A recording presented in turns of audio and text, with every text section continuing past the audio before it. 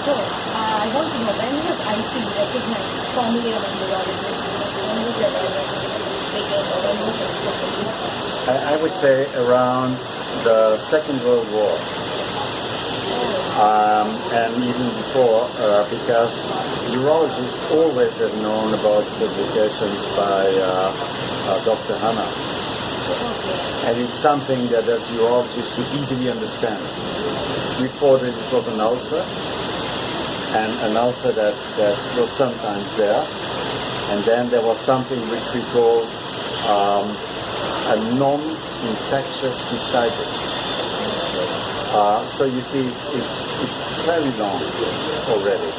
But that's there have been major steps in understanding what it is. And now we are getting in a certain speed of better and better trying to develop what actually the disease is. And it is an extremely interesting and challenging problem, especially for the patient and the partners around the patient, but also for the doctors. Because you will hear, if you ask, if you put the normal questions like, I see, where does it come from?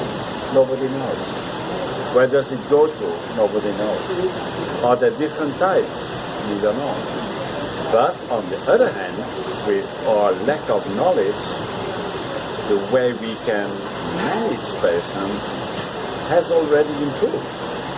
So the little tiny bits of knowledge that we get in, and the information, the wealth of information given by treated patients, get more and more an idea in your head. Okay. The situation in India I find extremely challenging. Why? I'm coming from a country which is a very tiny, small country. I think it must be a fraction of what lives in your capital. Okay? The entire country, and we are well provided by universities and doctors and everything. But your challenges here are extreme. So many people, so enormous numbers of patients that must have the disease. So I don't think that for India it will be enough to work the way we have worked.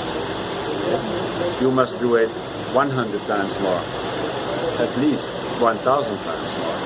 So to try to spread and to try to sort of get knowledge around, it's a huge task.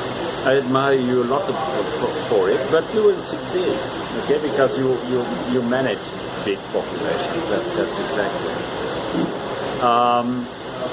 what I like of the Congress.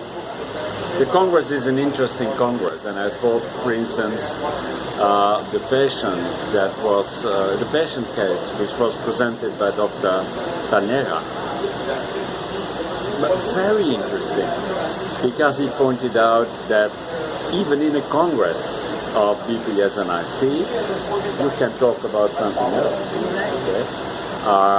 And that's good, because it has to keep the doctors are sort of a little basic, okay, in understanding and objective in understanding. Personally, I've been treating IC patients for very long, and I've done my whole career of research has been on sensation in the lower urinary tract. So that brought me to pain, okay, and pain brought me to interstitial cystitis.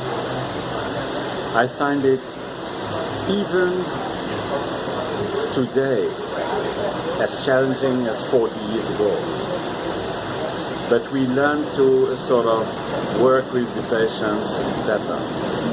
And we have the advantage that patient group and promotion societies internationally have been of an enormous help. Okay? And I don't know of many diseases where patient groups are put together like it is in interstitial cystitis or BPS. And you know, the information we get back is so much, okay, from the patients that it helps us all the time, and we can sort of adapt our way of thinking to what the patients actually feel. One of my friends, a lady, has interstitial cystitis, and she is always talking about you must try to understand this. Right. Okay, and that's exactly true. I think it's very important that you try to sort of get very close to what the patient is feeling, and then try to adapt what you're thinking and what your proposals are. It's very challenging. It's challenging, and on the other hand, it is sad because it's still terrible. We urologists have been involved since 70 years, but the vast majority is still far behind. Okay, and that's a pity. But on the other hand, I ask myself, is it really necessary that all urologists deal with these problems? Might be enough to have some dedicated, enough to see all the patients. And if you listen well to what is presented in this Congress, all of us come from countries where there are a few dedicated people, and all the rest are not interested, too difficult, too time-consuming, and not good for the budget of the personal doctor or healthcare system. But that's okay. If you have dedicated persons, if you have interested persons, then it's okay. Then you will find help, and then we will find help.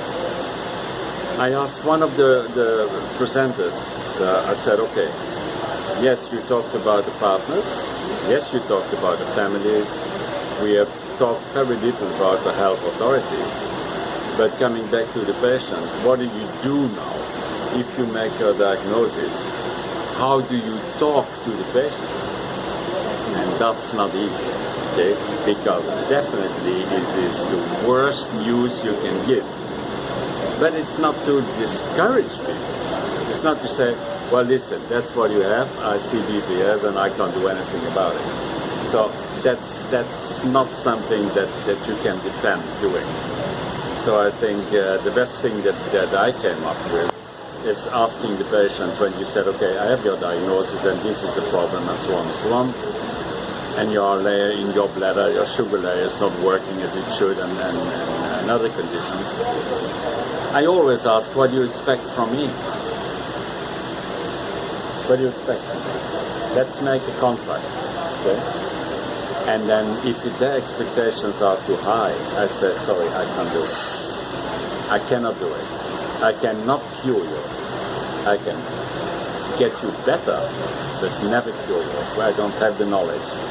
And this,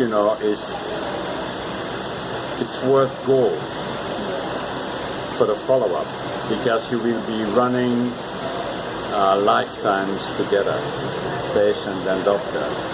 And it's good that from the beginning, she and he know that it is a very long way together. And of course we all hope that tomorrow someone makes the big discovery and says, okay, I do this and it's cured. But as long as we don't have this, okay, it's just support and do what we can and try to gain experience. That's as far as I can go.